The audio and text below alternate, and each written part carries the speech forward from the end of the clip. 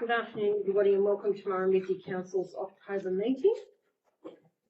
I would like to pay our respects to the traditional custodians on the lands and waters of Murrumbidgee local government area and to all Aboriginal elders, past and present and emerging. We are committed to honouring the continuing connection that the first Australians hold to Murrumbidgee's land, waters and community as one of the oldest living cultures in human history. In the spirit of open, accessible and transparent government, and to ensure this meeting is open to the public, this council meeting is being recorded and live streamed to the Murrumbidgee Council Facebook page. A recording will also be placed on Council's website following the meeting. I can see that everybody is present and accounted for, so no apologies forwarded. I'd like to move that the minutes from the ordinary council meeting of the 12th of September 2023 be adopted. Somebody like to move, please? Move Councillor Major, seconded Councillor Bright. Those in favour, please say aye. Aye. Those against? Carried. Thank you. I have my mayoral report here. It has been nearly 6 weeks since our last meeting due to some scheduling things that had to be taken into consideration. So there's been a bit happening. Spring is here. We've had some fluctuations in temperature, winds, rain and whatever. We saw some very welcome rain come our way. I'm sure that some of them out there are hoping just for some normal weather to be able to deal with the crops that still got there. School's back after a welcome break. Our Year 12s have finished their formal classroom education and are now in exam mode, and Council wishes them well and offers them our support. There are many challenges before us at the moment. The voice referendum has been held. The result should inform, but by no means be the end of the dialogue, and I am of the belief that continued advocacy and collaboration with strong informed leadership will provide a way forward. Our health challenges remain ongoing. Securing health professionals, doctors, nurses and allied health professionals is a cycle that is never ending. The looming aged care deadlines for mandated RN ratios, the deep dive occurring into the provision and delivery of planned services in the NDIS are all issues that we are busy trying to have some influence on. Our advocacy for an ambulance station at Darlington Point is ongoing, and Murrumbidgee Council has also been asked to lend their support to the advocacy for a ambulance station at Tokemore. These issues come across Council's table on a daily basis and are very time consuming. The latest federal government push to enable the successful completion of the Murray-Darling Basin Plan by June 2024 with some proposed extended timeframes. Restoring our rivers is in legislation and before the Senate as we speak. The resumption of any water from our productive agriculture and our communities is a risk that will have far-reaching effects and spell economic and social decimation that may well see us unable to recover from. Spring has seen many social events being held in our communities, the Darlington Point Spring Fair, the Jerilderie Gold Cup race meeting, the Colambly Argoon CWA 50th birthday celebrations and many more. Murrumbidgee Council has acknowledged the passing of one of Council's valued employees, Mr John O'Hara. Council thanks John for his contribution to Council and to the community of Darlington Point. He will be missed by his work colleagues and friends. Small Business Month has seen the rollout of some valuable information sessions. I have attended 2 of these. One was in Darlington Point on cyber security and one held in Jerilderie on stress management in small business. Both of these were a great investment of time and provided useful tools to take into day-to-day life. Thank you to Council staff and the facilitators who presented. And I would like to acknowledge 2 of our staff who've recently retired or relocated and thank them for their service.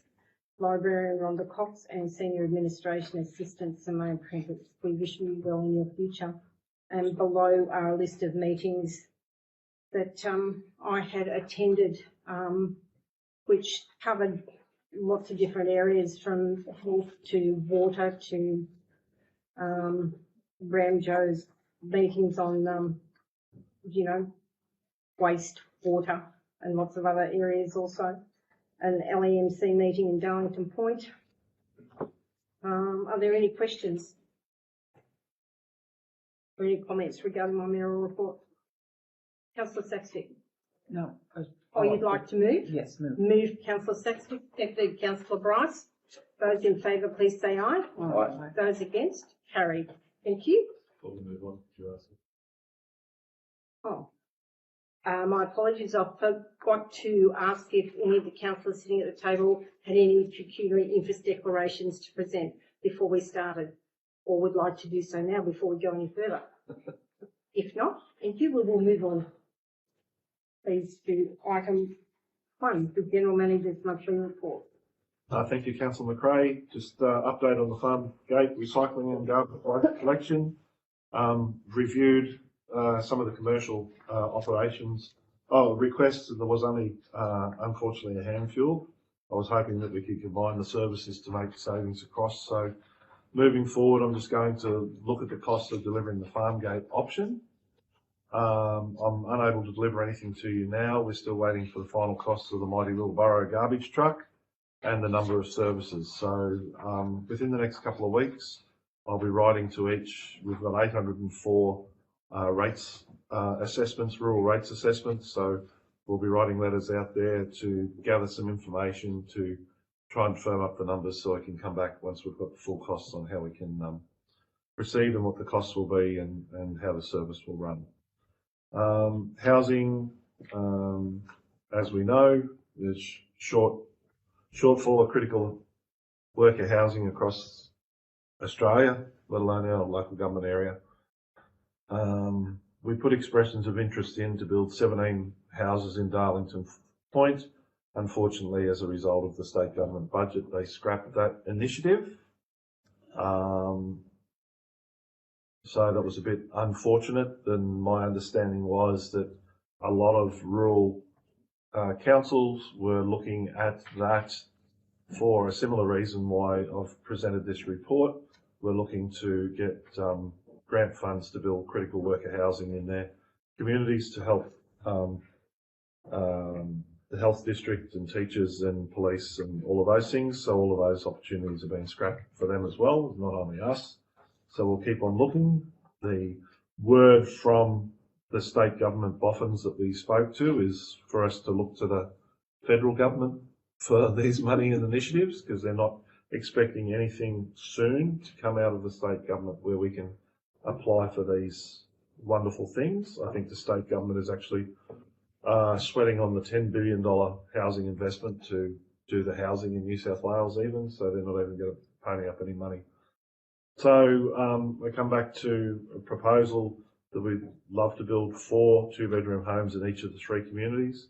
I initially wanted to start with Jewellery simply because of I've got an ability to lease 2 of them to the Murrumbidgee Local Health District, and the other 2 could be used for our needs, if not for everybody else's needs, depending on our needs for it.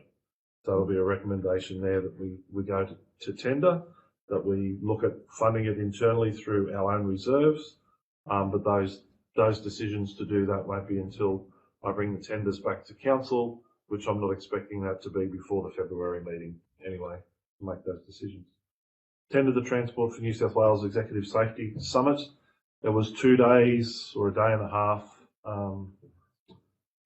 Tom attended with me, and we sat through the presentations from various peoples. We've heard some heart-wrenching stories from a lady who lost her son to an avoidable incident, and so it was just the theme of that. And one of the major things that we worked through on the first day was a common commitment to safety, where there were 66 councils in the room, along with Transport for New South Wales, and the aim at the end was that we come together and we sign the common commitment to safety, which will see both resources and exchange of ideas and policies, procedures, whatever you name it, will come through this common commitment to safety so we can all get onto the same page. So I signed that commitment on the day, along with the other 65 councils. So the recommendation will be to seek council to ratify my actions, plus give a generalised statement on what we believe we should be doing with dogs, and acknowledge that our work that we do around live traffic, entering confined spaces, catching dogs, our water and sewage treatment plants, they're just some of the things that we do are all, a lot of them are high risk, and we need to make sure that we've got a very keen eye on safety for all of our men, so that everybody can go home safe at night. The CMA Health Forum, Councillor McRae and I, as Councillor McRae mentioned, we attended on the 15th of September. The presentation that I wanted to draw everybody's attention to was from Dr. Joe McGurr, the MP of Wagga, on the Health and Knowledge Precinct. Through our work as the subcommittee for Ramjo, which Councillor McRae is a member of and I'm the chair of, we'd sat with the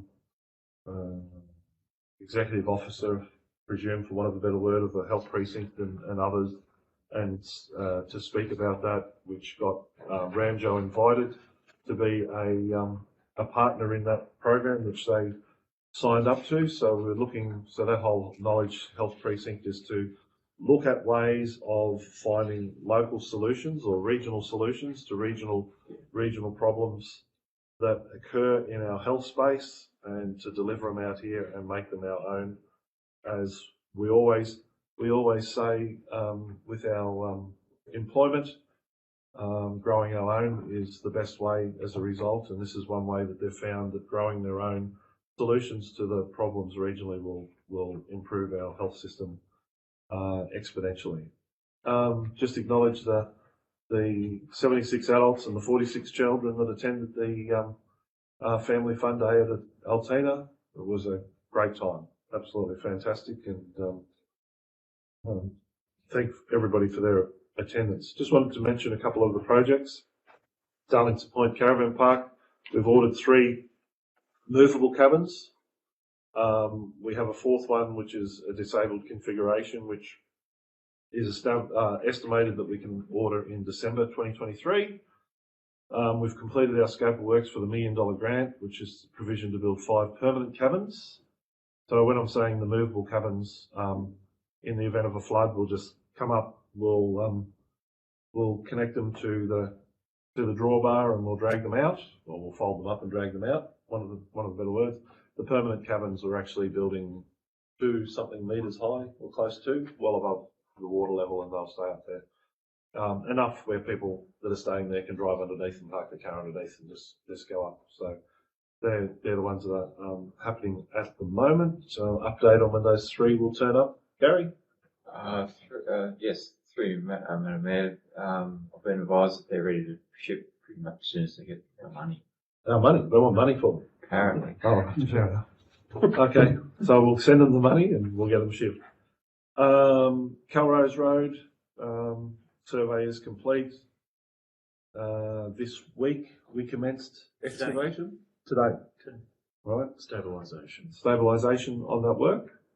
Flood damage claim, we formally applied for $12,666,000 and change. After being assessed, they changed our method of works in relation to how we complete our roads, and I think our successful claim is $7.8 million. Tom, is that about right? Mm-hmm. Yep. So now we've got that, we can start working out our plans on how we deliver all of those wonderful jobs that is sitting there. Excavation and that will the change room at Monash Park have commenced. Any questions of the General Manager, please? Councillor Curfew. Comment in regards to authorisation General Manager to tender for construction of 4-bedroom homes in Waldring. Yep. I see that we have 2 that can be contracted to the MLHD. Yep. We did speak in previous minutes about selling a house in Murrumbidgee and then constructing a brand new house in the new Young Street subdivision. Mm-hmm. I'm asking the question that, is it possible that we can look at doing 2 for Druidry? which will be contracted, and then also selling and constructing a new dwelling in the new subdivision as part of this project. Totally up to council. Why couldn't you do it in addition? The reason being is we're spending $1 million out of our unrestricted reserves to achieve that, but the outcome is for the two that we've got contract for in Murrumbidgee. So I'd like to get the two done because we've got a contract. The other two, it says here, could be used for accommodation for anybody who comes in. Critical workers, yeah. Critical workers, but that's also that we've been talking down the point about selling the Murrumbidgee thing and then moving it into a brand new. So I agree with the two, but within that funding, I would like to see those transactions happen as part of this because we've been talking about it, and I want action in the new subdivision. We did lose 17 worth of EOI worth of thing. It's been a big hole.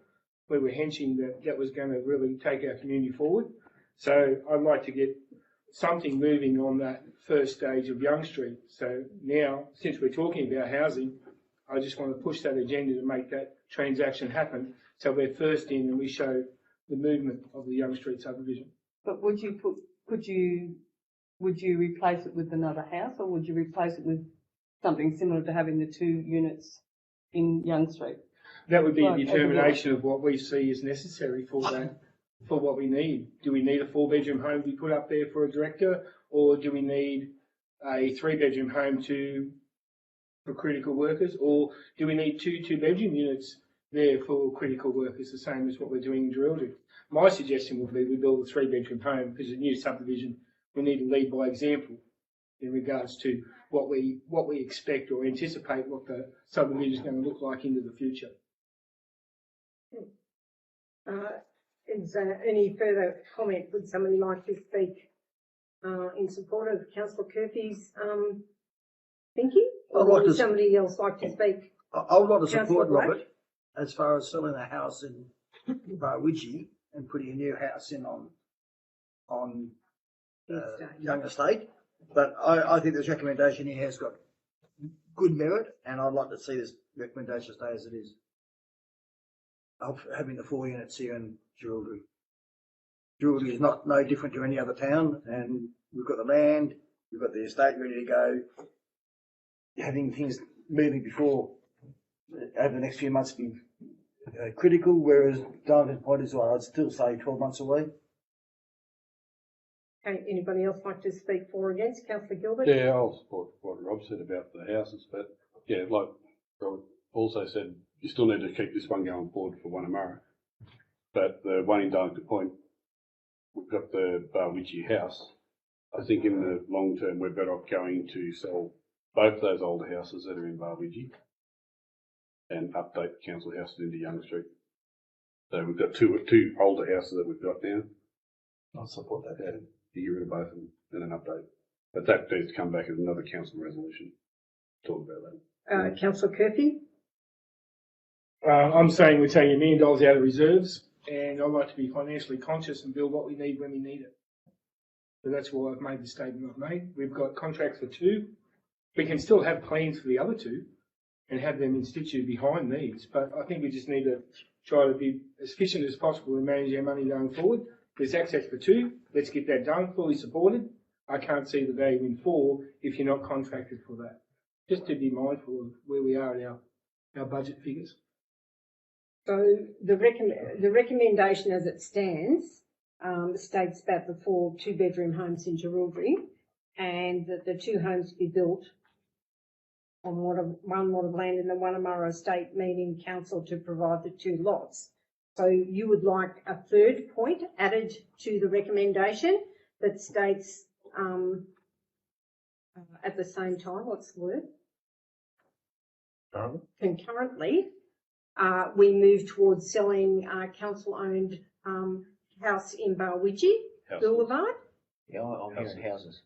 Yeah, houses. There's more than one. Yeah. Sell both You houses. go to There's 2 2. I will just note, I think in the 2024 operational plan, we had already planned to sell the transportable house in Murrumbidgee. Yep. So that is already in the in the budget. But if we stage. identify here that council's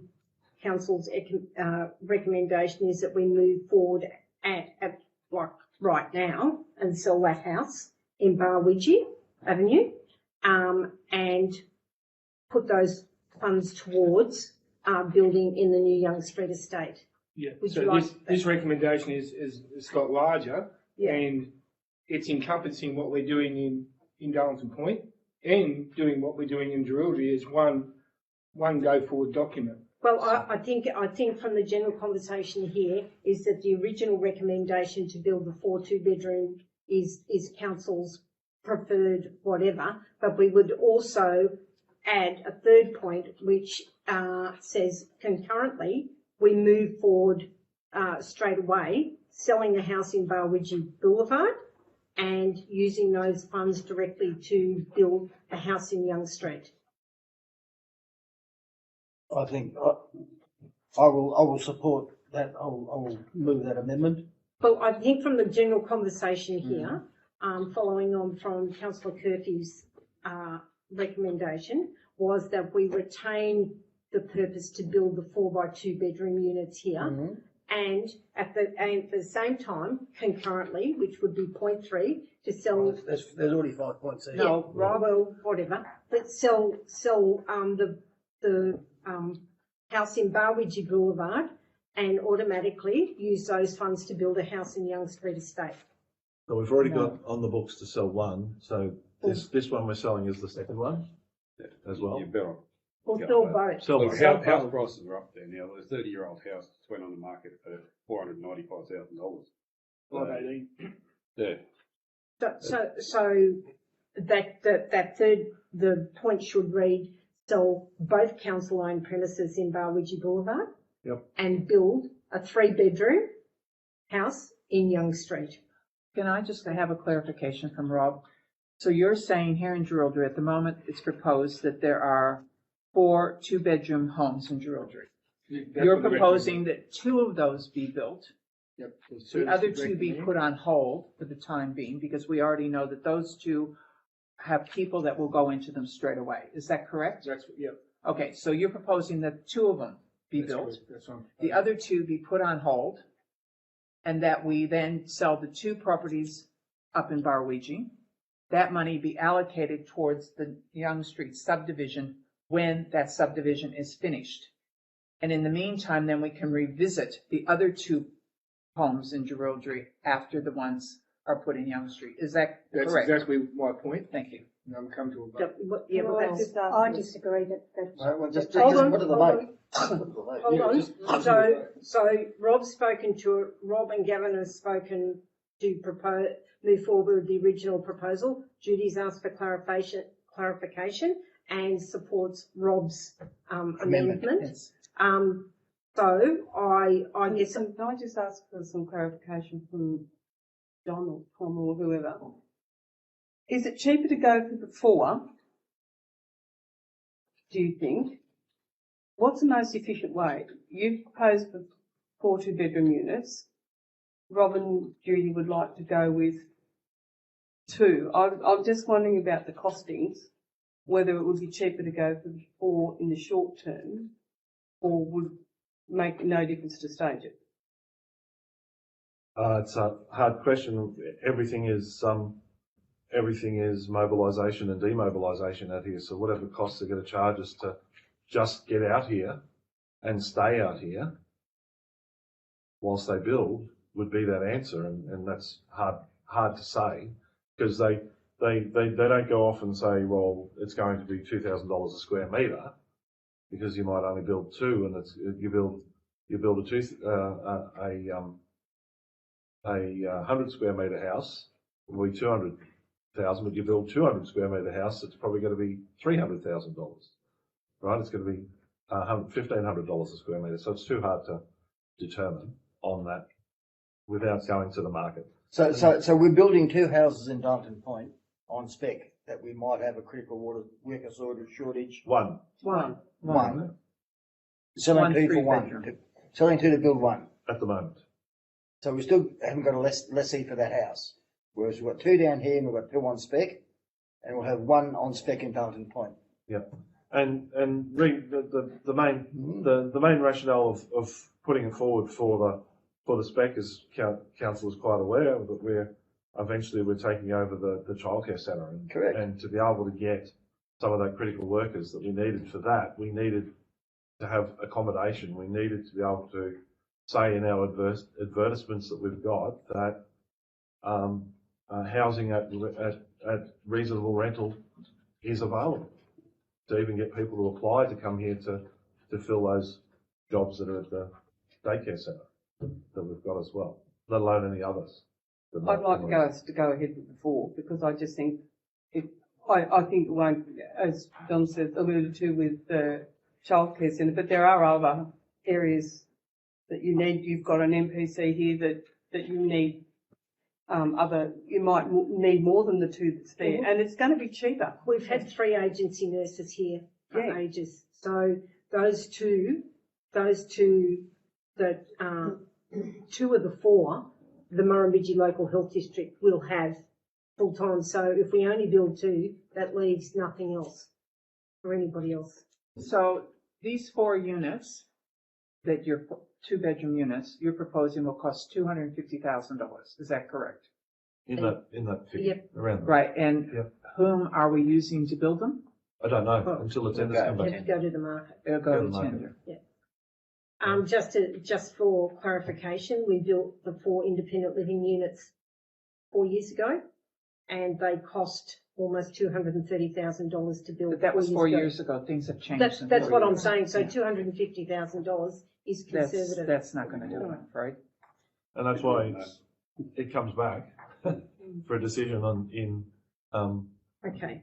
but we've looked at different building options that everybody has thoroughly enjoyed looking at, and they're on the table too. They are, right? because They'd be in consideration for this way forward as well. And I know from where they're building somewhere else that it is less than $230,000.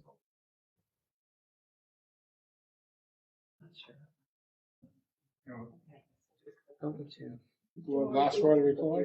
No, you move your amendment. I've moved, yeah. You haven't got a seconder. You've got to move it and get a seconder. I don't even know what it is now after the conversation you had. Well, it's Because yours. there's 2 houses that's It's going to be built yours. in Barwidgee, and you said there was going to be Yours. So just a minute, just read it. Up here, Rob. Houses built on block. Well, I think it should be, solid 2 houses in Barwidgee to sell 2 to build 2, not to sell 2 to build 1. And they might be smaller, or it might be 2 bedrooms, or Just leave the option taken until might be on one we're spot. ready to go. Yeah. Might be 2 Well, see, units. two on bedroom one units block. on a. Well, the only other problem is I can't see. We just decided to spend $1 million, and I haven't workshopped. I haven't done nothing. This is the first time. No, we have Incorrect. had that. No, we've Yeah. had that conversation before. Okay. Councillor Yeah, Burgess. the September meeting. September meeting. Oh, It's up. okay. So it's been brought forward from Yep. September. Yep. Okay. Or workshop. Are you comfortable with this inclusion, Rob, as part of the amendment? Can't see it, but I know what you're talking about. So that now I can see. I don't know if I can fit all the page there. Yeah, that's fine. Yep.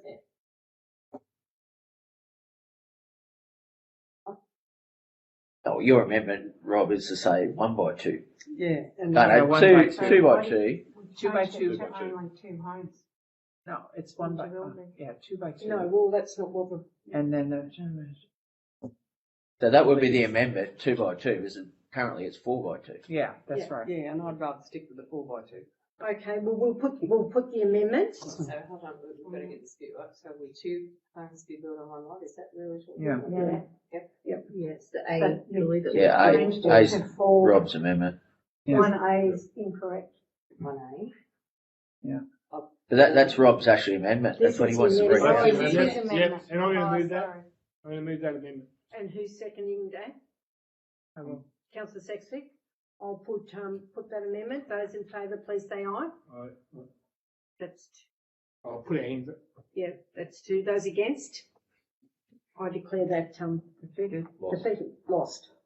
Okay, so we move back to the original recommendation.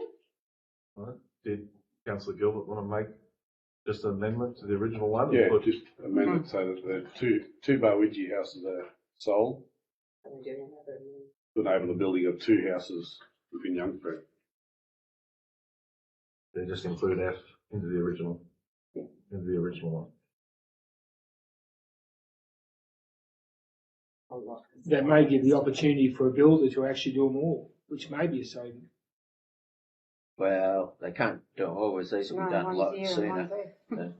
Oh, when you engage in the contractor, they could cost it out for you. Okay, Gavin, the further amendment will read. No, it's going to be the same, just going to have F in it. All right, okay. Just add that F. So that's moved by Gavin. Somebody second it? Seconded Councillor Bryce. That's out of federal funding, So so there's a whole, they I got, know. and we only found that out before we went away. Because the plumber is my ex-son-in-law, and he came out and did a job first and told Harold. So builders might be a bit short. Somebody second that? Bryce, yep. Okay, anybody else, anybody want to speak against this amendment? If not, the amendment will read, Council sell its 2 Barwidgee Boulevard residences in Darlington Point, utilising the funding to build 2 new homes in the Young Street subdivision. I'll put that amendment. Those in favour, please say aye. Oh, Those against? Carried. Oh, yeah. Okay. So now you go and you That becomes a motion. adopt all of this, Yeah, just in right. case, Okay. just in case they don't want to ratify the commitment to safety. Okay. All right. So the recommendation will read, 1A, Council authorise the General Manager to tender for the construction of 4 by 2 bedroom homes in Murrumbidgee. B, 2 homes to be built on 1 lot of land in the Murrumbidgee Estate, meaning Council to provision 2 lots. C, the General Manager be authorised to enter into a lease with Murrumbidgee Local Health District for 2 of the homes.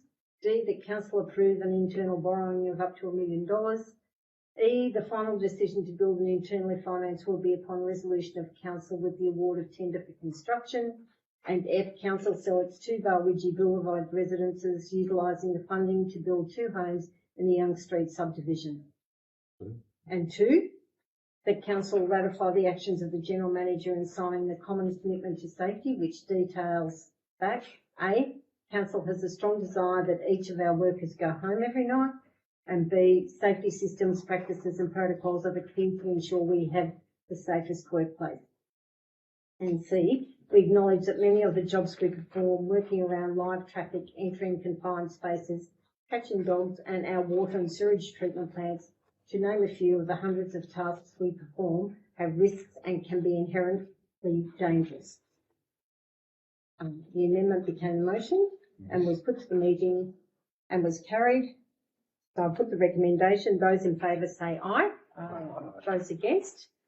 Carried. Thank you. Item 2, please.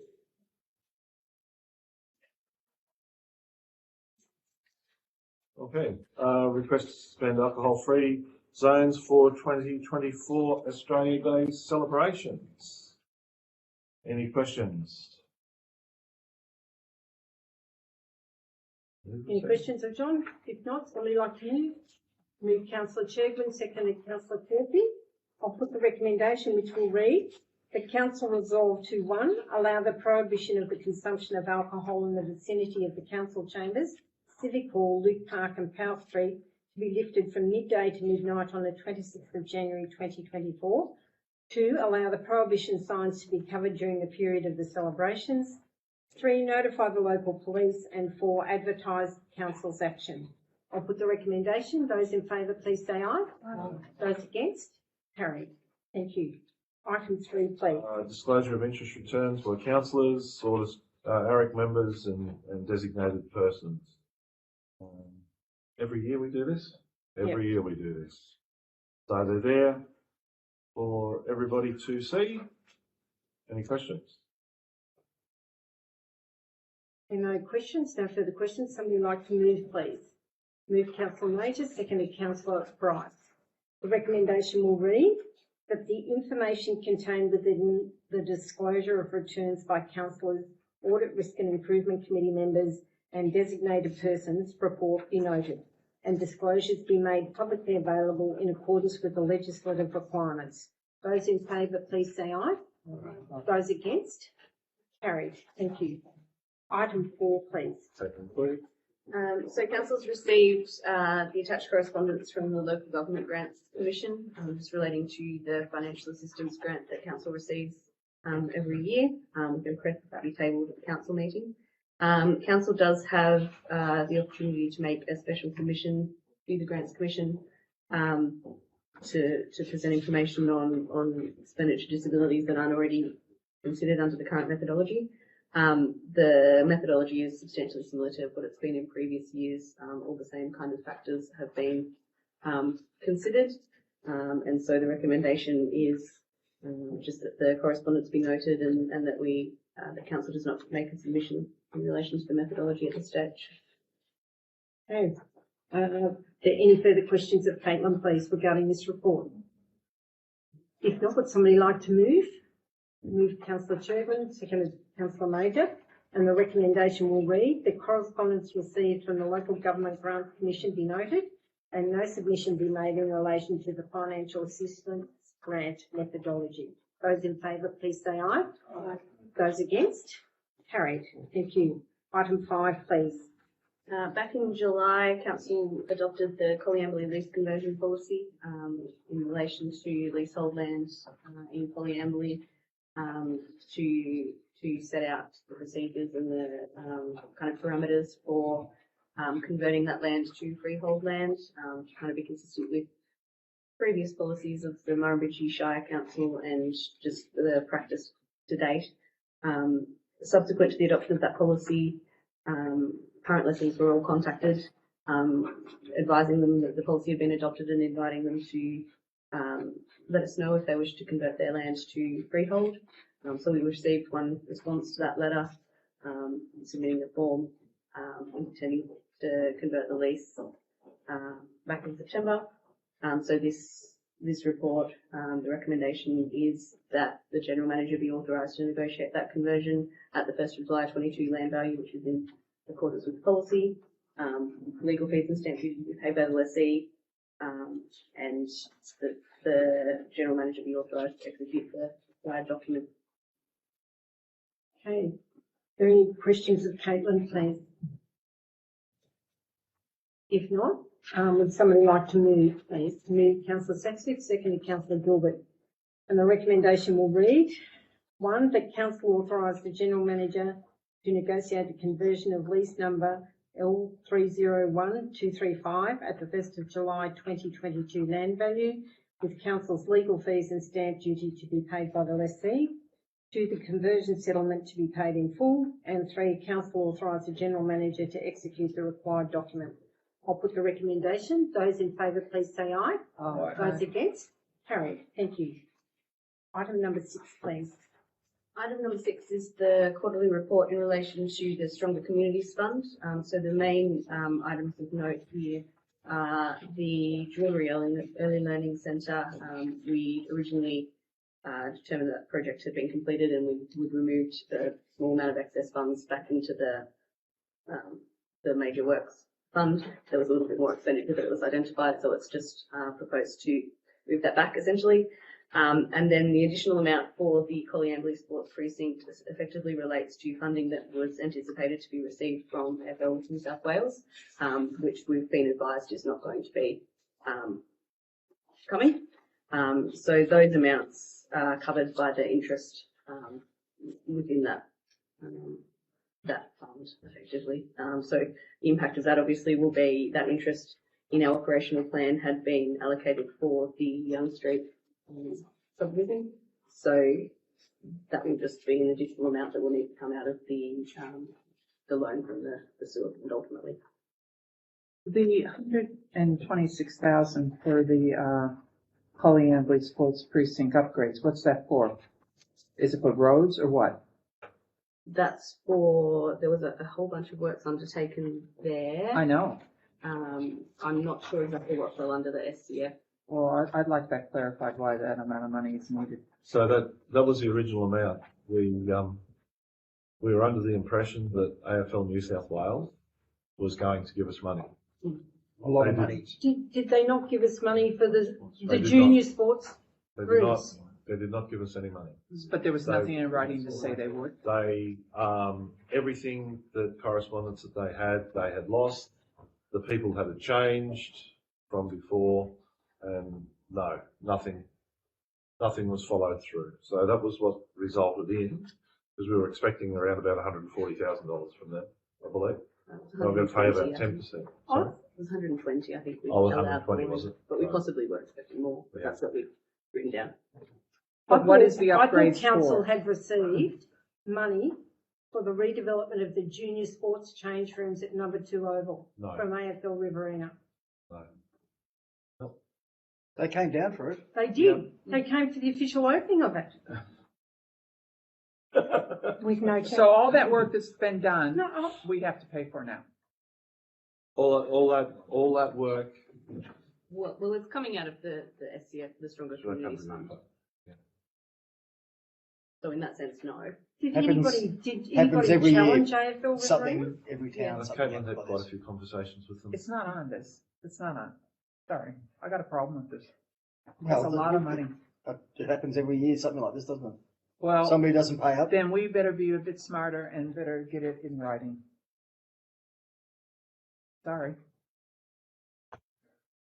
Well, I find that very difficult to take on board because we sat in a room where that undertaking was given. Mhm. And who was meant to follow that up? Why did we go ahead and start building if we didn't have That's the money? exactly right.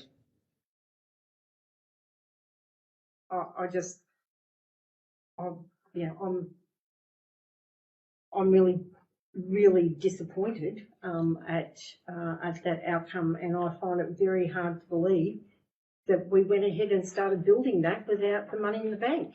That's right. And was there not an agreement? Was there not an MOU or something entered into? There should have been something in So, writing there. I'm sorry. Our economic development person had carriage of that at the time. So is there no record of any of the meetings or anything that?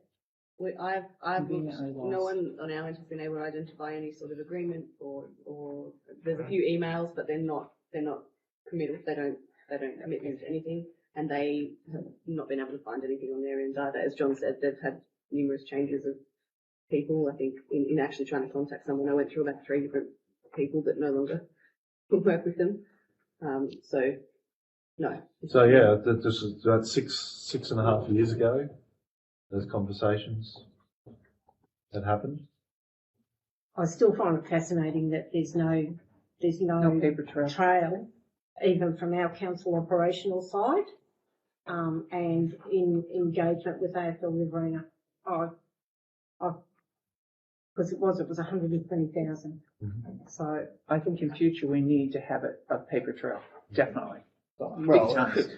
Yeah, That's you think that's it's a just given, but ridiculous. anyhow. yeah, We I obviously paid for it. Oh, there's all of the costs of the bill. Yeah. So, what sort of made us look for the money for the AFL? How Because did we this? hadn't had the contribution. We hadn't had the contribution.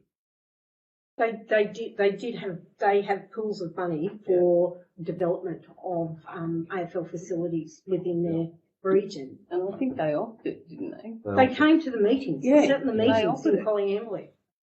But was it just when you're doing end of year financials that you sort of discovered it? Well, Caitlin, or? we were aware because we had listed on our when we pulled together the major projects report that was listed as a source of funding, obviously for that project, which raised the question of where is that funding up to?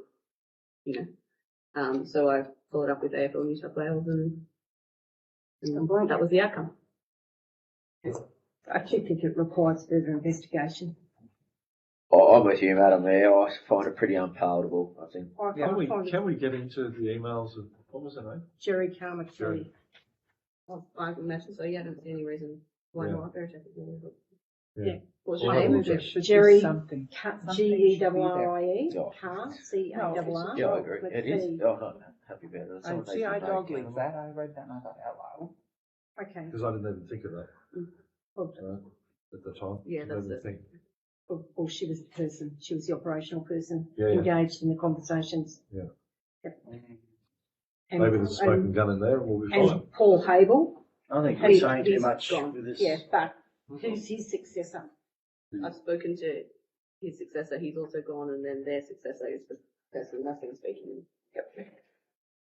But then again, like, Workshop this. there should be, access to, previous council emails. There should be, access to previous organisational emails from AFL Riverina too. It's just, yeah, it's hard to believe that this went ahead with no money forthcoming. Sorry, you don't do that. Oh, it's 5% of the total cost, if that.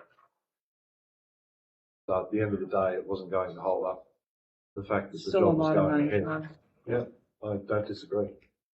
Well, the rationale for doing it was because it encouraged junior development and child safety. Because there was no change rooms or things at number 2 Oval. So that's where AFL Riverina, in their junior development and child safety, they came on board with that. There was no question about it. Anyway, okay, so we will continue to ask some questions in that space, I think. All right. Councillor Saxby. Okay, Caitlin, anything else? No. No? Did we have a mover and a seconder? Would somebody like to move this report this recommendation be taken? Somebody move, please. Move Councillor Mazur, seconded Councillor Bryce. And the recommendation will read that the contents of this report be noted and additional funding be voted for the Collier Sports Precinct upgrades in the amount of $126,821.07. The Jewellery Early Learning Centre project in the amount of $3,155.84 and funds in the amount of $527.05 from the Waddy Educational Centre project be returned to the fund. Those in favour, please say aye. Those against? Carried. Thank you. Item 7 is the modification to the development consent. Gary. Yes, thank you. Thank you, Madam Mayor. This item 7 seeks council approval of a modification of the development application 6/2015-2016, which was approved by council in December 2016 for the development of a micro solar farm on South Corey Road.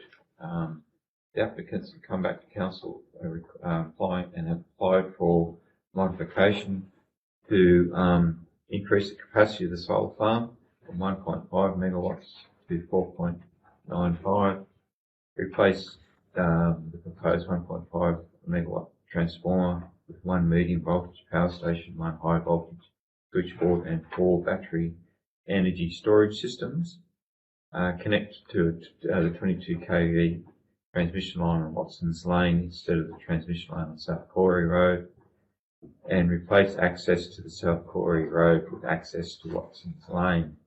The application was exhibited for a period of 28 days, and as a result, 3 submissions were lodged, one from National Parks and Wildlife Service and 2 others locally. The recommendation is the council approve the modification subject to conditions.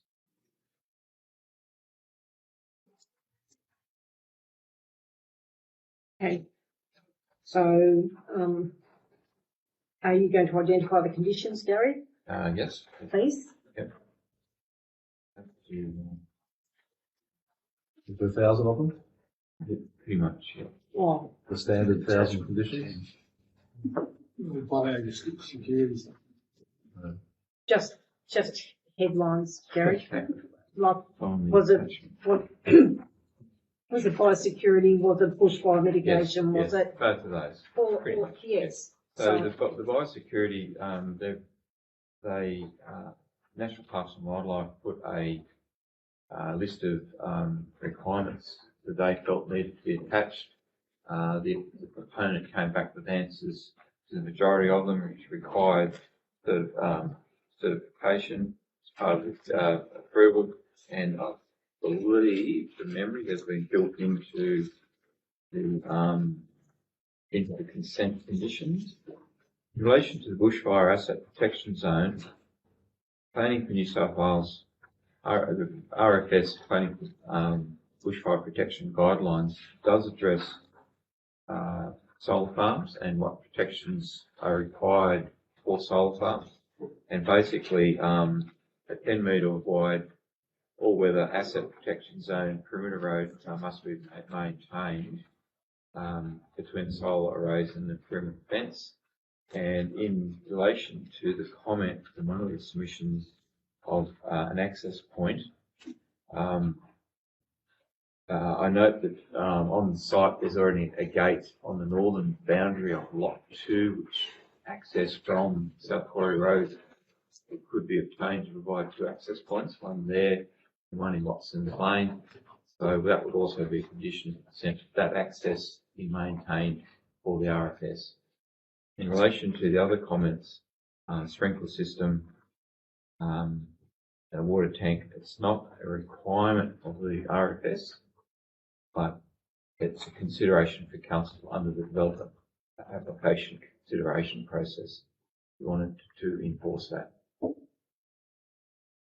Councillor Major. But just in general comments in these DAs that come through for renewable energies and experiences that already happen with the existing ones is it's not about a bushfire or a grass fire, it's about a renewable energy fire, like where they start themselves. So, so mitigation of risk bushfire, it's not about that. I understand there's no bush there and it's not going to sweep across, but I just think the default position is the RFS. RFS are volunteers. I think we need to turn the tide that they need to be responsible. Put more onus back on the developers or the owners of the renewables. So that's where I want to, that's the broad principle that I'm trying to address, rather than just saying the RFS will come. So the point that Gary made regarding having a tank and whatever on site, so that, there'll probably be nobody there anyway because they say they've got skeleton staff as generous, but at least when the RFS gets there, there's available water. Still volunteers is what. Yeah. Still volunteers, not with no experience with electricity, with what they're dealing with. So I totally support you, Troy, with the responsibility of going into an area where there's unknown hazards of something you can't see, and that's electricity. So the thing about the sprinkler where I'm thinking is, that could be automated, some sort of fire alarm goes off, or if that, what I read in the submission, they're going to monitor it, and if there's a fire, that's when they ring the RFS. So why couldn't they just hit that pump remotely, and that starts up the sprinkler system on the perimeter? Whether, as I say, it just takes off, puts the onus more on the developer, more on the project owners, rather than the volunteers have to go into an unknown area. Certainly, and the second, just what we've got for the second entrance, I'm happy with that. There's the second gate there, but we don't know if the fire's going to head west, east, and north, so you definitely need two. And it's also its proximity to houses and the hospital. I know it's not really that fast moving fire, but it is pretty close. Yeah. So that's why I'd ask for the sprinkler system in this situation. They should be able to. Well, I haven't been to a fire. Christine has, I believe. Yeah. So do you go into the area and try to put the transformer out, or do you? No, usually just it starts protect the perimeter? It starts in the array, but because of the lines are so close together, you can't get a truck down. You can only get them down the road, and you can only run your hose out as far as your hose goes. So you pretty much have to sit and wait for the fire to come to you before you can put it out. So that speaks very clearly to the perimeter sprinklers. But if they have their own, by the time it starts, if they have their own tanker there, they can put it out in bloody 5 minutes. Waiting for us to turn up is 20 minutes later. But they're not going to have any staff there. No. They usually have somebody I'll speak on that. floating around. Basically, one of the local solar farms, their employees are not allowed to put out a fire because due to the electricity, the dangers, They've been told that if it's fires, they ring RFS. Do not Yeah. touch it. So that's what I want to get away from. I think it's too easy. It is too easy. And So the whether- stupid part That's about how it it, is. okay, these are here. Because they haven't, without they haven't done wets, the training they're for not their gonna have employees fires. to put out fires. One at a time. There's power, they're not allowed to do it. So Gary, where do we go from here? Just ask one quick question of Councillor Church. Was that a grass fire or was it actually a fire of the No, solar it's a array? grass fire. It's usually the wiring that starts it. And then it just goes. We've only ever had one transformer, and pretty much the blokes that were on site put it out themselves with fire extinguishers. Yeah. So what's been happening is that they generally use lithium. A lot of them use lithium batteries. And lithium battery fires are a whole different world, from what I understand. They're extremely difficult to put out simply with natural lithium battery. So I think and we separate this into two things. One is if it's relatively easy or relatively expectation is that it's relatively easy to have no grass on the site for sheep grazing or spraying, so we can avoid a grass fire on the site. But the issue with the lithium batteries is another world where I could justify putting a tank of water adjacent to that to try and put that out, assuming that's the best way to approach a lithium battery fire. It's not. No. You don't put You know, water on a that's lithium my battery.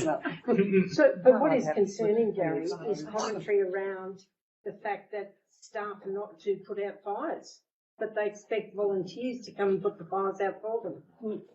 It was like anything, you can shut off the combiner boxes, you can shut off everything else, but those panels are still producing power. Yeah. No matter what you do, you've still got power coming through the panels, so you're putting water on the panels. The simplest way around that for them is to actually send their employees along to a basic firefighting course, which is a weekend, which is basically all the volunteers have to do anyway. So I mean, it's just sheer stupidity to say that they're not allowed to do it.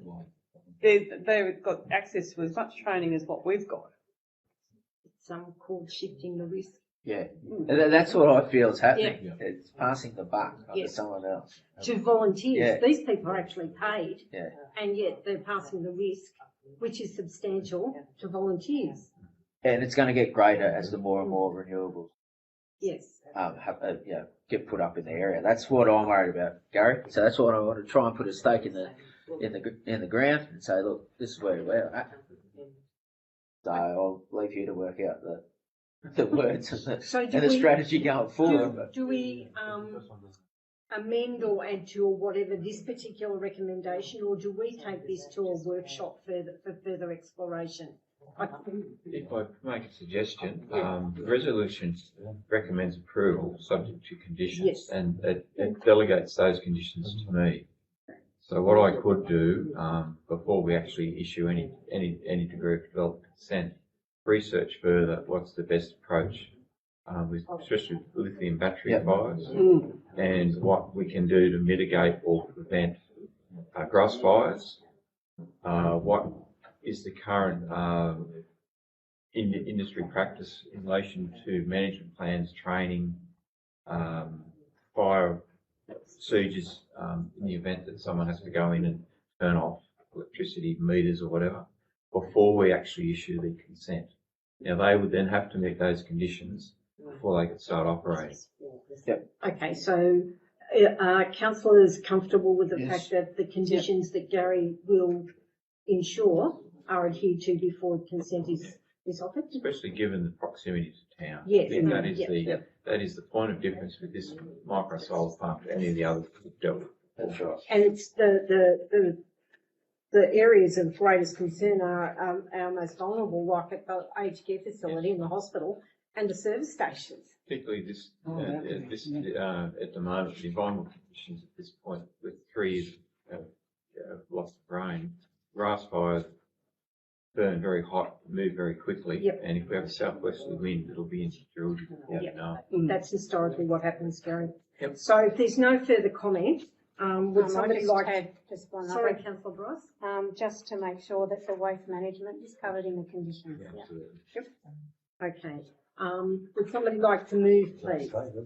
Move councillor Churgman, seconded councillor Major, and the recommendation will read that 1, Murrumbidgee Council as the consent authority pursuant to section 4.16 in brackets 1 in brackets A of the Environmental Planning and Assessment Act 1979, grant consent to modify development application number DA 6-2015/16 for an electricity generating works on lots 2 and 5, DP 858670 South Corey Road, Murrumbidgee, subject to the conditions as set out in the attachment 10. And 2, the modification application be delegated to the Director of Planning, Community and Development for issue of the notice of determination. And 3, Murrumbidgee Council undertake a division and record the votes. So when you vote, I need a show of hands, please, so we can. Sorry to interrupt, Madam Mayor, but perhaps we take up the last sentence of the first recommendation. We just put subject to suitable conditions rather than those conditions set out in the attachment. Okay. Subject to suitable conditions. Is everybody happy with that? And then, thank you, Jill. So I'm not sure it was attachment 10. I thought it was attachment 9 when I looked at it. Well, we'll take it out anyway, so it doesn't matter. Sorry. That's okay. I think there's 2 reports. I think that's Okay, so those in favour of the recommendation, please raise your hand. 9-0. Okay, so I declare that recommendation carried. Okay. Item 8, please. Thank you. Thank you, Madam Mayor. This report deals with the imposition of our development contributions onto micro solar farms at Murrumbidgee. The background to this is that our senior planner, Steve Carazotto, attended a briefing meeting with the regional planning panel, at which Stephen advised them that it was our intention to apply a 1% developer contribution to both of these mini solar farms.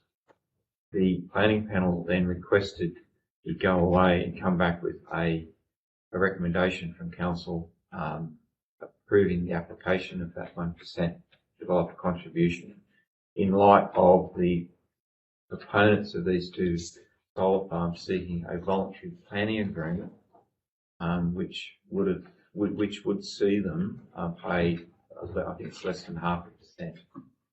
So Stephen tried to explain that it's council's position that a 1% contribution of the capital cost for these developments applies, but the regional planning panel wanted confirmation of that via a council resolution.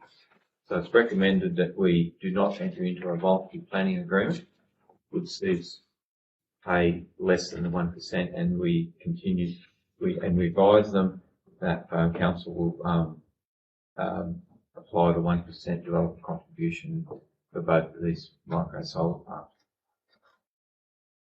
Are there any further questions from Gary? I think Councillor Kirky. I'll move it. Oh, you move it. Yes, please. Any commentary before we move? No? Move Councillor Kirky, seconded Councillor Storm. I'll put the recommendation, which will read. 1, council not enter into a voluntary planning agreement with the applicants for DA 21/2023, PPSWES -190, 415 Macleay Road, Coleambally, and DA 22/2023, PPSWES-189, 5073 Kidman Way, Coleambally, for the following reason.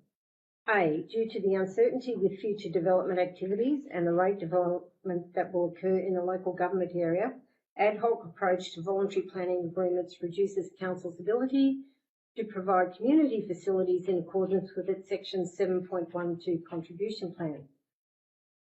2, council advised the proponents of DA 21/2023 PPSWES-190, 415 Macleay Road, Coleambally, and DA 22/2023 PPSWES-189, 5037 Kidman Way, Coleambally, that it will seek section 7.12 developer contributions in accordance with section 1.12 of the Murrumbidgee Council, section 7.12, development contributions plan for these developments. And 3, council officers at the determination hearing for the above applications to inform the Western Regional Planning Panel of its resolution. I'll put the recommendation. Those in favour, please say aye. Aye. Those against? Carried. Thank you. Thank you. 3, Madam Mayor. Item 9 is a report seeking council approval to reinstate the existing alcohol-free zones. This matter was introduced to council at a previous workshop. They've been notified and publicly exhibited for the last 28 days. During that period, no submissions were received or comments made. So the recommendation is to reinstate the 2 existing alcohol-free zones in Darlington Point and Jerilderie. Are there any further questions of Gary? If not, would somebody like to move, please? Move Councillor Bryce, seconded Councillor Gilbert, and the recommendation will read that the following alcohol-free zones be reinstated for a period of 4 years from the 12th of November 2023 until the 11th of November 2027. 1, Darlington Point, CWA Park, Shire Hall and Basketball Court, Carrington Street, Darlington Point. And 2, Jerilderie Street between Bolton and Kennedy Streets, Powell Street in its entirety, Wood Street between Jerilderie and Mahonga Streets, and Luke Park and the Lake Foreshore. I'll put the recommendation. Those in favour, please say aye. Aye. Those against? Carried. Thank you.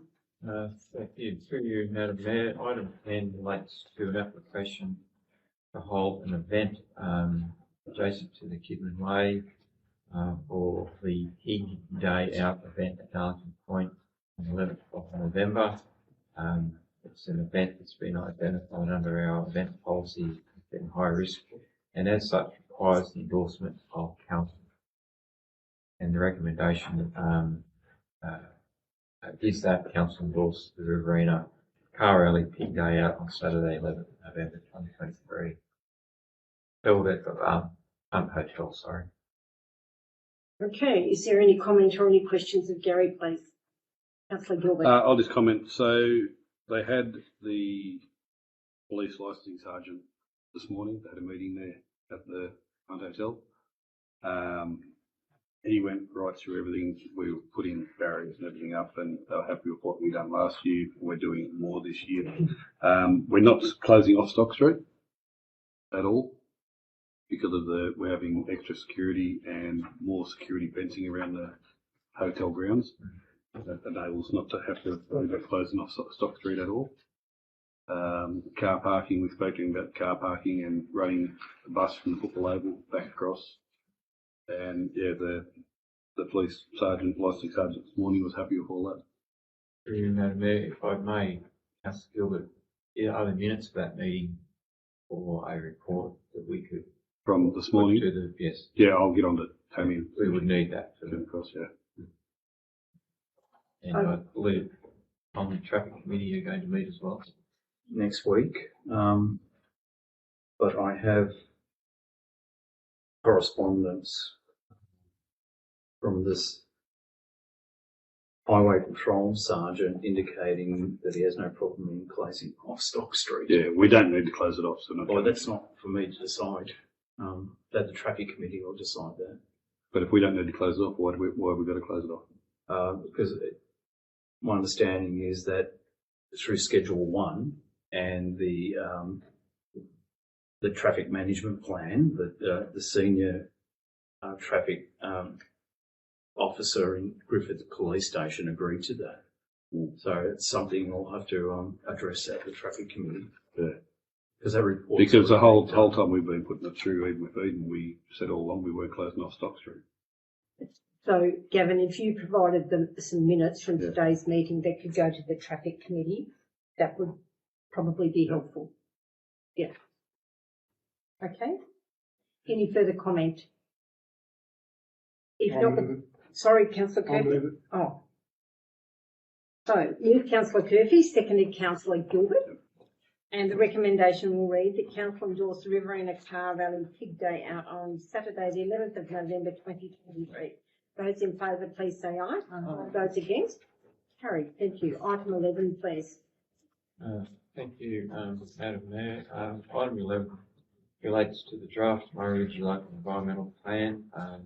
This is a formal report seeking council endorsement to lodge the planning proposal which aims to consolidate the Murrumbidgee Local Environmental Plan and the Murrumbidgee Local Environmental Plan into one.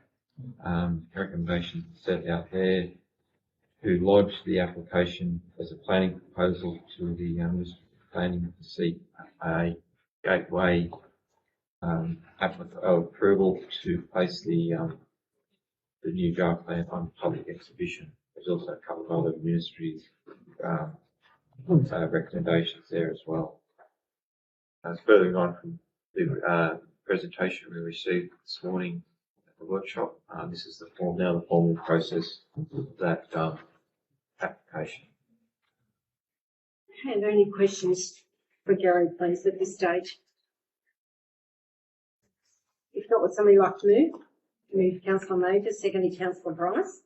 And the recommendation will read that Council, 1, endorse the planning proposal and forward it to the Minister for Planning seeking to consolidate and repeal the Murrumbidgee Local Environment Plan of 2013 and the Murrumbidgee Local Environmental Plans of 2004, and request that a gateway determination be issued, including the delegation of plan-making powers to the General Manager, so as to enable the public exhibition of the planning proposal pursuant to the Environmental Planning and Assessment EPA Act of 1979. 2, upon receipt of the gateway determination under section 3.34 of the EPA Act of 1979, place the planning proposal and any supporting material on public exhibition pursuant to any requirements of the gateway determination and Schedule 1, Clause 4 of the EPA Act of 1979, and, should no objections be received, furnish a copy of this report and other relevant information to the New South Wales Department of Planning, Industry and Environment and or New South Wales Parliamentary Council's Office in accordance with the EPA Act of 1979, and request the Minister for Planning or a delegate on their behalf undertake the appropriate actions to secure the making of the proposed amendment. I'll put the recommendation. Those in favour, please say aye. Aye. Those against? Carried. Thank you. Item Speak to the recommendation. Thank you. Through you, Madam Mayor. Item 12 seeks a council resolution to officially adopt the draft building over or adjacent to council infrastructure policy. It was presented to council back in August. It's been on exhibition the last 28 days, during which no comment or submissions were received. Any questions of Gary, please, regarding this report? Yep. If not, would somebody like to move? Move Councillor Turpin, seconded Councillor Storm. And the recommendation will read, Council resolved to adopt the building over or adjacent to council infrastructure policy. I'll put the recommendation. Those in favour, please say aye. Aye. Those against? Carried. Thank you. Item 13, please. Thank you. Through you, Madam Mayor. This report seeks council resolution to endorse the draft Youth Council's footpath policy to enable it to proceed to public exhibition. It was presented to council workshop in September and we're seeking now approval to put it on public exhibition for 28 days.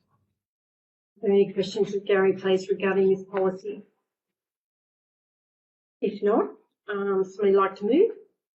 Move Councillor Black, seconded Councillor Turpin, and the recommendation will read, Council endorse the draft use of Council's footpath policy to enable it to proceed to public exhibition. I'll put the recommendation. Those in favour, please say aye. Aye. Those against? Carried. Thank you. Item 14, please. Thank you. Through you, Madam Mayor. This report seeks a council resolution to adopt the draft plan of management for Murrumbidgee. It was presented to council on the 22nd of August and then placed on public exhibition for 28 days. During that period, there have been no submissions received. Any questions of Gary, please, regarding this land plan, draft land plan of management for Murrumbidgee? Now, would somebody like to move, please? Move Councillor Bryce, seconded Councillor Gilbert. The recommendation will read that council adopt a draft plan of management for Murrumbidgee. Those in favour, please say aye. Those against? Carried. Thank you. Item 15, please. Thank you. Through you, Madam Mayor. Item 15 seeks the council resolution to adopt the amendments to its development contributions plan, section 7.12, under the Environmental Planning Assessment Act. The council will recall that we amended the plan earlier this year to include extra community infrastructure to be funded by development contributions, which included a medical centre at Druidry, a childcare centre at Polyamorous Childcare Centre at Darlington Point. Since the last modification, council's been successful in entering into or agreeing to contents of voluntary planning agreements to provide funding for each three of those items of public infrastructure, which means that we now need to modify the Section 12 contribution plan to add an extra item of public infrastructure, and in this case is an amount of money for to construct critical workers housing in each of the three towns. So the modification refers to the addition of that infrastructure into the list under Schedule 1 for community infrastructure. Are there any questions of Gary, please, regarding the addition of the critical worker housing? If not, would somebody like to move, please? Move Councillor Bryce, seconded Councillor Swan. And the recommendation will read that council adopt the amendments to its development contributions plan, section 7.12 of the Environmental Planning and Assessment Act of 1979. I'll put the recommendation. Those in favour, please say aye. Aye. Those against? Carried. Thank you. Item 16, please. Thank you. Through you, Madam Mayor, this report deals with the draft data breach policy introduced at this morning's workshop and seeks a resolution from council to place draft data breach policy on public exhibition for 28 days. Are there any further questions of Gary, please? It's raining, Gary. Yes. Sorry, you're not that good.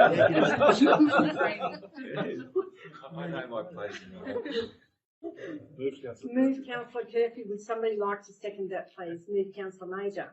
And I'll put the recommendation, which will read: the draft data breach policy be endorsed by council and placed on public exhibition for a period of 28 days, seeking public comment. And 2, at the completion of the exhibition period, the draft data breach policy be presented for adoption. I'll put the recommendation. Those in favour, please say aye. Aye. Those against? Carried. Thank you. Take a look at that. Thanks, Gary.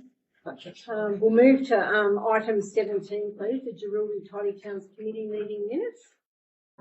Thank Councillor you, Bryce. Madam Mayor. I'll expand on a couple of the points. In the business arising from the Treasurer's report, it doesn't state what the clean-up was. It was actually after the BNS ball. Also in general business, the discussion on the rider mower and other equipment. Myself and a staff member of council may have to do a bit of a work through the little shed, and there is equipment there that's not very appropriate anymore. So I think that due to health and safety reasons, some of it will have to be disposed of. Where the council can assist in that might be appropriate. And also there's a point there about the watering system at the Willows. Since this was reported, the sprinklers and hoses actually were stolen from the Willows and will have to be replaced. I have sent an email about that, but I am hoping that at some near future that council will actually put a watering system in at the Willows to ensure that it is watered regularly, other than someone going to turn on a timer. Thank you, councillor Bryce. Are there any questions of councillor Bryce? You alluded to the fact that you've touched base with somebody about having the hoses and sprinklers replaced. Okay, so has it been acknowledged? Oh, I haven't, I don't know. Okay. For a discussion in the budget workshop there. Just to buy a hose and a sprinkler? No. No. Integrate. Yeah. I'm just saying in the interim, is there an ability for council to provide hoses and sprinklers to keep the water alive? There you go, councillor Bryce. That's all we were asking. The We weren't staff asking. usually do appropriate. We buy the hoses but it's a real waste of time. It needs a permanent solution. Councillor Major. So for the sprinkler system, you wouldn't need a tank and pump. Absolutely not, but no. that's what was quoted on. Right. Right. There's nothing wrong with the pressure in Powell Street. It does not need a tank and a pump. Yeah. So that cost would be, It's ridiculous. yeah, right. So should we get another quote? Yeah. I Okay. think so. Okay. Yeah. Will you do that, councillor Bryce, or who does that? Councillor? Staff. Okay, right. Okay, somebody like to move that this report be noted? Councillor Bryce, seconded councillor Major. Those in favour say aye. Those against? Carried. Thank you. Item number 17. Number 18, sorry. Item 18 is just a report relating to the Ramjo Disaster Risk Reduction Fund project. So this has come from funding through the Disaster Risk Reduction Fund that's being run through the full organisations. So this is just a brief update for council's information and for noting. So the project sort of commenced. They're still in a bit of an information gathering stage. But ultimately the deliverables of the project are some needs analyses for each local government area. They're going to produce a regional opportunities report. They're also looking to hold some community workshops and working with Transport for New South Wales to conduct a transport vulnerability assessment, and then also some additional workshops and tools to help integrate those into council's integrated planning and reporting documents. So this is just a bit of a summary of the project that the project managers prepared just for council's information. Okay, any questions of Nathan? If not, would somebody like to move that the information be noted? There's councillor Turgon, seconded councillor Strawn. Those in favour, please say aye. Those against? Is carried. Thank you. Item 19, please. Item 19 is the monthly investment report for the month ended 30 September 2023. So at that date, invested funds were just under $32 million. About 55% of those were invested with Bendigo Bank. Everything at this stage is in accordance with the investment policy, and the rate of return has outperformed the index, so there's nothing really more to note there. Any questions of Caitlin? If not, would somebody like to move? Move councillor Black, okay, councillor Secretary. The recommendation will read: Council note the monthly investment reports identifying all money council has invested under section 625 of the Local Government Act 1993. Those in favour, please say aye. Those against? Carried. Thank you. Item 20, please. So once again, a quarterly report in relation to the new council implementation fund. We still have $14,000 sitting in that fund relating to the LEP and associated works, which obviously we've had some reports relating to those today. The report is just for noting by council. Any questions of Caitlin, please, regarding this report? I just Councillor ask, Cherwin. the $14,000 we got left, so can be enough for the. Well, we've also got a reserve of $20,000 sitting there. Yeah, all I can say is we have to say, there's still potentially could be some work once it's back.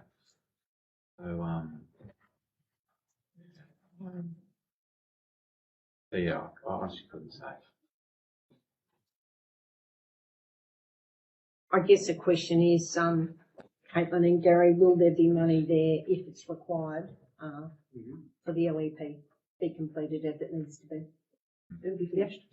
Okay, Good. that's Not going to leave it. Yeah, that's all we need It's to got know. to be- Okay, thank you, Councillor Kirby. Yeah, I just want to make a comment. Can we transfer that money to that fund and so we can Get move off on the from book. this? No, I can't. Because No, we I still don't have to be understand. reporting on something that's. you have to spend it. I'll just spend it for you. But when they be sending an invoice, it's just presented today. Surely they'll be sending an invoice pretty quickly. Maybe with a bit of luck, come February next year, we There's won't still have a this few report in dates. our business paper. Never been so keen to spend money. So monotonous and just. Yeah. Oh, it's time It consuming. is time That's consuming, ridiculous. inefficient. Okay, would somebody like to, move it, Councillor Major, seconded Councillor Bryce, and the recommendation. Already Oh, you've already moved? No, sorry. Oh.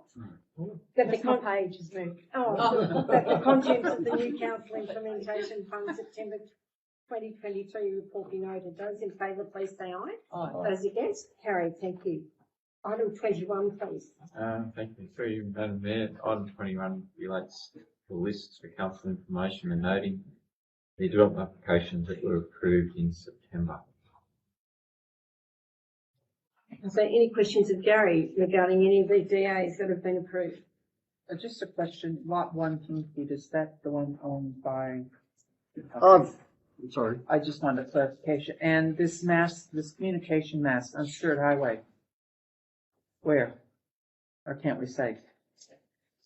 That's a good question. Through you, Madam Mayor, I'll get back to you and provide some details.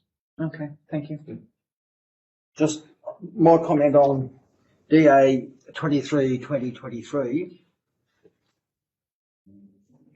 I was on Old Murrumbidgee Road twice over the weekend, and it is an appalling road.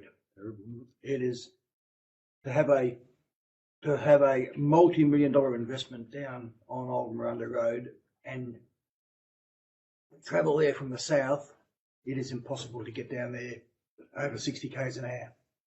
It hasn't been touched for years, to my reckoning, and for a council road to be in that state with a multi-million-dollar complex irrigation set up there. There's almonds, 600 hectares of almonds or something on it, and it's. I was shocked at the state of that road.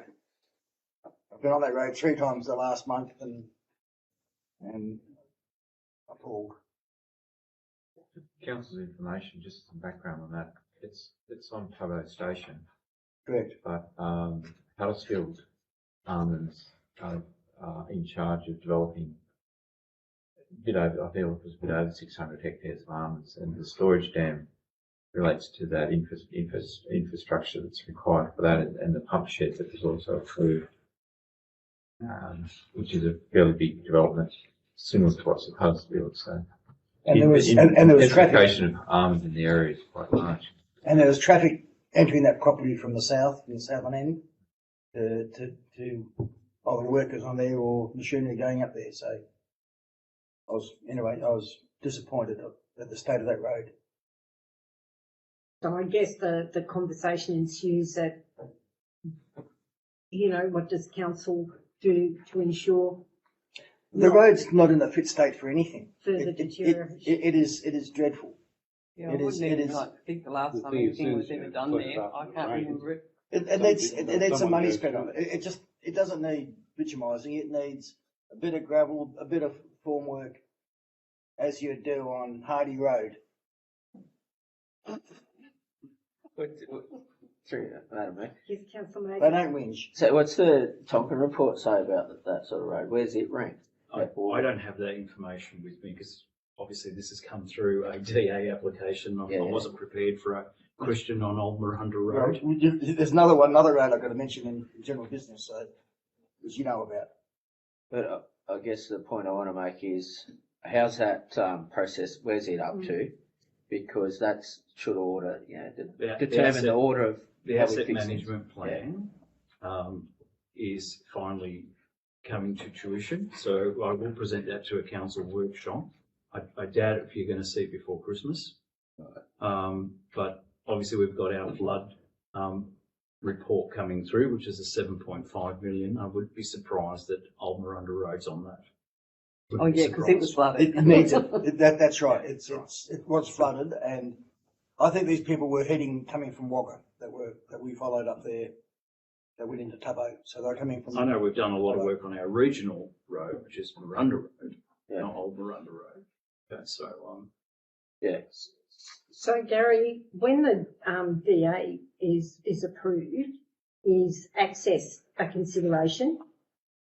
You know, The condition of the road, as it condition of is. the road. but it's a water storage facility, so our section would not see that VA. It's just a water. I don't know how big it is. It's not very big. That's right. So What I saw yesterday on it, it's 3 or 4 tractors there building it as we talk, Okay. or maybe starting to build it. Okay. Are there any further questions of Gary? Been in the hot seat. No. Would somebody like to move, please? Move. Wakey. Move Councillor Churgwin, seconded Councillor Major. And the recommendation will read: the information contained in the development applications approved under delegation for September 2023 report be noted. Those in favour, please say aye. Aye. Those against, carried. Okay. Would somebody like to move that we move into confidential, please? Move Councillor Saxwick, seconded Councillor Strawn. Those in favour, please say aye. Those against, carried.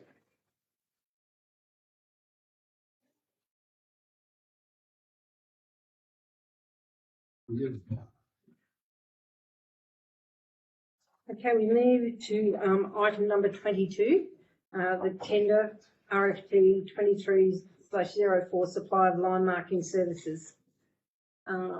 Moved on the motion of Councillors Curfew and Churgwin that one, Council endorse the recommendation of the tender evaluation panel and accept a panel of contractors comprising tenderers as detailed within the report, a line marking services for 2 years with a further option of 2 years.